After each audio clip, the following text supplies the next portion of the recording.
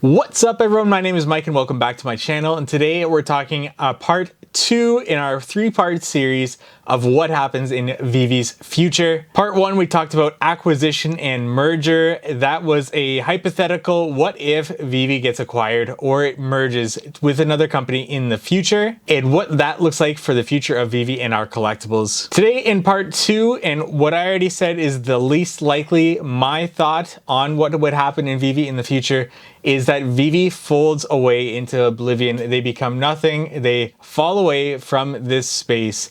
Let's get into this. So like I already said, I think this is the least likely of the 3 options here. Option 1 being they get acquired or they merge. Option 2 being this one, that they fold into oblivion. They no longer exist in the future. Or number 3, VeVe becomes a big player in the NFT metaverse space, whatever that looks like. So with VeVe making so much noise and being the first of so many things in the NFT space, with how many brands they've brought on board with them, how many licenses they've had, the first of many NFTs for these brands, and just moving forward what they've been able to do, and by bootstrapping without having outside investment like other companies that are trying to catch up to what VeVe is doing are trying to do at the moment in this space. And for VeVe to fold into oblivion and just lose out on everything that they've built up until this point, it's either going to happen really fast or really slow if it happens because of VeVe.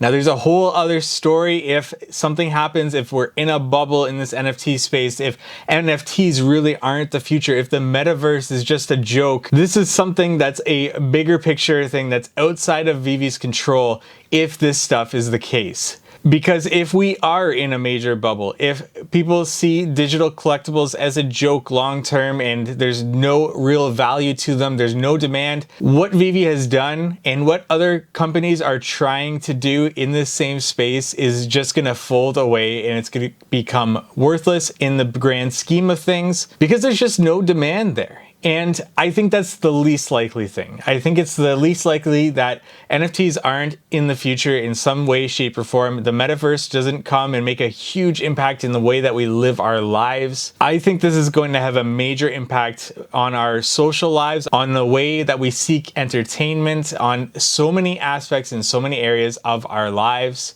I think it's just the next step in this whole online space, and I don't think I need to talk so much about this to you if you're listening in on this, if you know about VeVe, if you know about what's been going on with this Web 3.0 world. And to be honest, I'm just really wanting to learn as much as I can about this. I'm not well versed on this, and I want to learn as much as I can, which is also part of the point of this YouTube channel that I started here, and trying to get immersed into the space and learn as much as I can. But having said that, with what I believe about what I just said here, if VeVe folds into oblivion, if they lose everything, it's got to come from within, from themselves, because I think there is always going to be demand for NFTs, for digital collectibles, and for something to go along with the metaverse. So we don't really need to talk about demand in this video. We need to talk about the company itself. What would happen to VeVe if it caused our collectibles to be worthless over time? Well, like I said, this is going to happen really fast in the grand scheme of things, or really slow.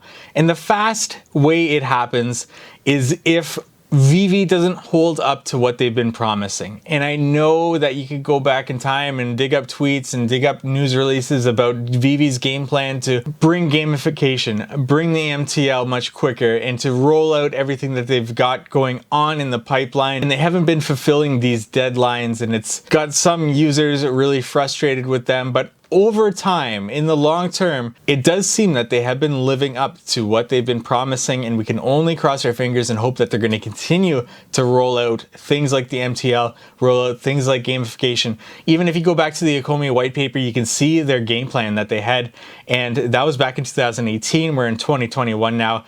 A lot of the things they had stated in that white paper just haven't come to pass yet, but we can only hope, and we can only hope that they have a great team set in place, which I think they do. And I think they have the wheels in motion to follow through on their commitments and what they've been promising with that white paper and with what they wanted to do with this space. But the big thing right now is the MTL, the money transfer license, being able to withdraw your money from VeVe, your gems to fiat currency.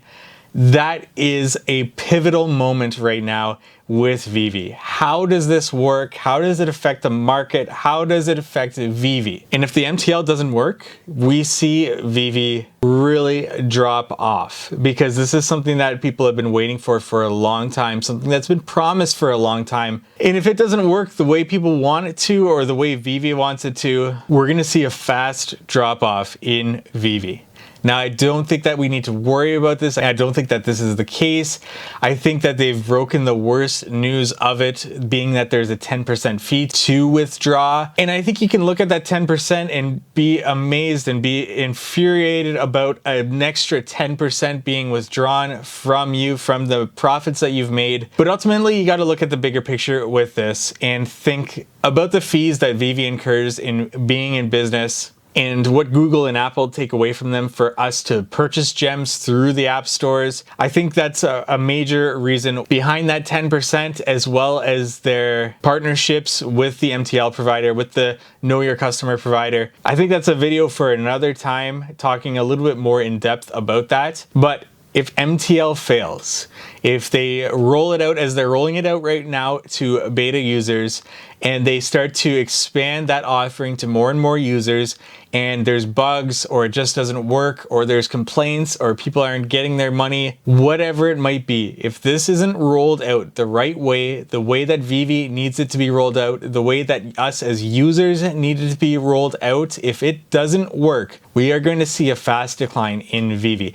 And like I said, we don't need to worry about this. I think they've got it under control. I think that the way that they're rolling out nice and slow with select users is a great way to roll it out. But this would be the catalyst for VeVe to quickly fall off the map, which is why we're in such a pivotal moment right now here in VeVe. Now, for VeVe to fold away slowly, this would have to be multiple small breakdowns along the way, whether it's a hiccup with MTL, a hiccup with gamification, a hiccup with bringing Omi in some way, shape, or form onto the app to be able to transfer gems to Omi and Omi to gems, whatever their plans are long term that they announce, that we hope that they live up to. Now we are at a point in time with VeVe where if they announce something, they really need to live up to it in the short to mid term. Because it's going to be these small breakdowns in communication, in living up to what they want to bring into the platform,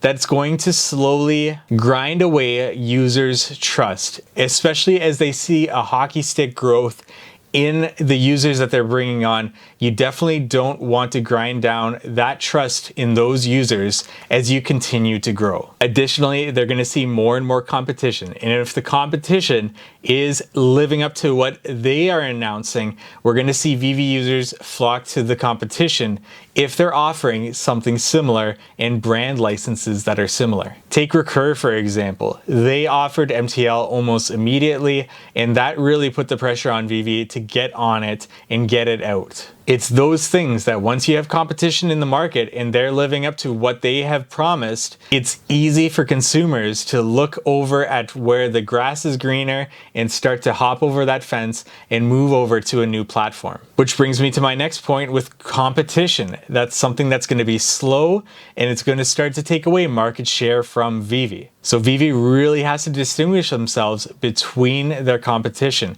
especially as the competition starts to take some licenses away from VeVe, if all that is possible. I'm sure VeVe does not have exclusive rights to these licenses, and they can go wherever they want, whenever they want. The thing that VeVe's got going for it is that they've got the first appearance of these brands on the blockchain, which is always going to be huge. But they need to continue to innovate. They need to continue to bring on new brands and get people excited for these brands. VeVe's done an amazing job of this so far, and they just need to keep on going and keep on living up to their promises in a shorter term than what they've been able to so far. They also need to figure out this bot problem and how they're going to fix that. Now, that's a wider scale problem that really any online space is going to have. So that's not a VeVe specific problem, and it's something that's going to have to be tackled in the long term. And they're at least trying to get on top of that. And their queue system of drops is being rolled out shortly, so we're here. So that's going to replace this existing system. And hopefully that takes care of some of those issues, or at least makes the drop experience a little bit better. But these are examples of problems that are going going to have that they're going to have to overcome in their history. Like I've already said on this channel, I'm big on VeVe. I love VeVe. I really enjoy the app, what it is. I've only joined since November, and I'm excited to see the future of VeVe. Everything that I've talked about in this video is a what if, because there's millions of what ifs. There's millions of paths that VeVe can go down in the future with what they're doing. But I think it's valuable to talk about those what ifs and to really be able to distinguish what is going to set VeVe apart in the marketplace from competitors as they move forward,